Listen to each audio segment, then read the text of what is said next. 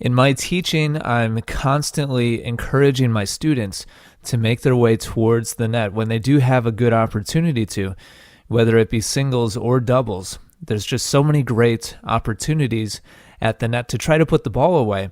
And so I like to see my students get up there and take full advantage of that.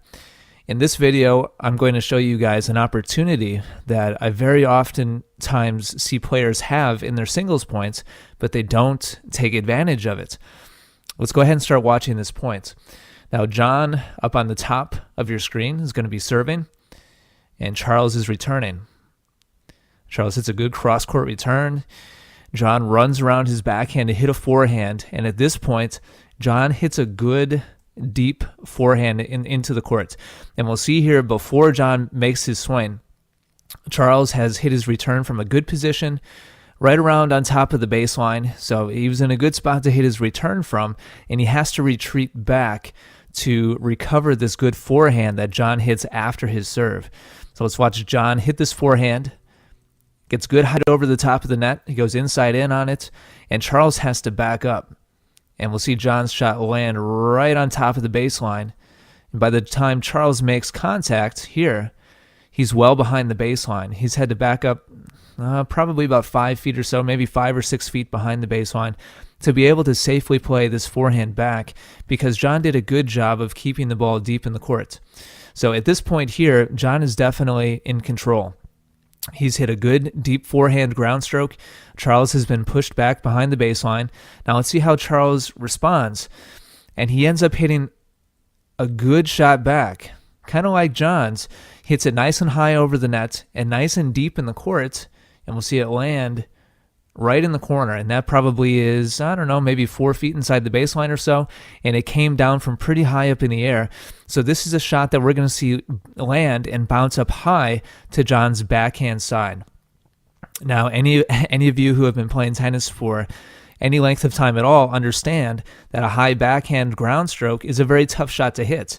Now, let's see what both players do. John backs up. He's the one on the far side. He backs up to try to respond to the shot. And even though he backs up and goes just about all the way back to the fence, he still is in a very awkward position right here. And we see John making contact well above his head, much less his shoulders. And this is where Charles has his opportunity. Now, he probably didn't plan to hit this good of a shot off of a defensive ball.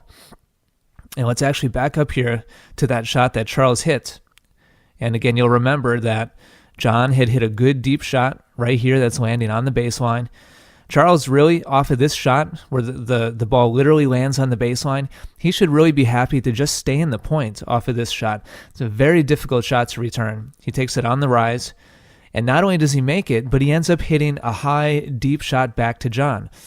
Now, he probably wasn't aiming this deep in the court, but that's besides the point. At right about this point in time, right here, where Charles has returned the shot, and we can see it landing, and it's obviously falling into the court deep on John's side. And at this point, Charles knows he has hit a good shot.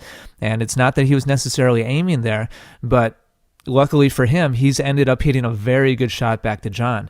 Now, at this point in the singles point, I would love for you guys watching to be able to start anticipating this and start moving forwards into the net.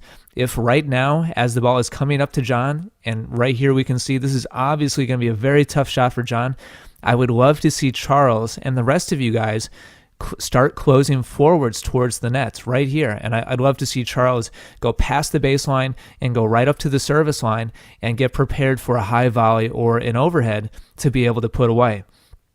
Now, that's not what happens. John plays a really tough shot from high in his backhand side. And look at how high the ball goes. And that's a smart play by John by putting the ball up into the air. And this is the shot that Charles could be volleying or even hitting an overhead on, because John has played a very defensive shot. Look at where John is. He's probably 10, maybe 12 feet behind the baseline off the court. His shot is now starting to land, and Charles is just hanging out on the baseline. And I would love to see Charles taking this out of the air. And let's see where it bounces exactly. It lands right on top of the service line. This could have been either an easy volley or an overhead if he got up there quickly enough, and a shot that he could definitely easily be directing towards the left side of the court and putting away from John. Instead, he only moves up a couple of steps back to the baseline, allows it to bounce, and now look at all the time that John has to get back into position. Now John is in a balanced position. He's ready for the next shot. And Charles has actually chosen to hit kind of a high backhand himself. So it's the difference between giving your opponent time to recover, get back into the point, get balanced, be ready for the next shot. And at this point right here, we've basically reset the point. The point has started all over again. And Charles had his opportunity to move forwards and put the ball away, but kind of wasted it by watching John recover that really tough high backhand. So from here, the point plays out. John rallies, gets back into the point, and the point's over, and John ended up winning the point. So look for these opportunities, guys. And this happens both in singles and doubles. But really what I'd like to talk to you guys about here today is the singles aspect. When you hit a good, deep ground stroke to your opponent and you put them well back into the corner or just back behind the baseline, use that opportunity to move forwards, pressure your opponent even further, and you'll have opportunities to put the ball away much more easily than if you stay back on the baseline.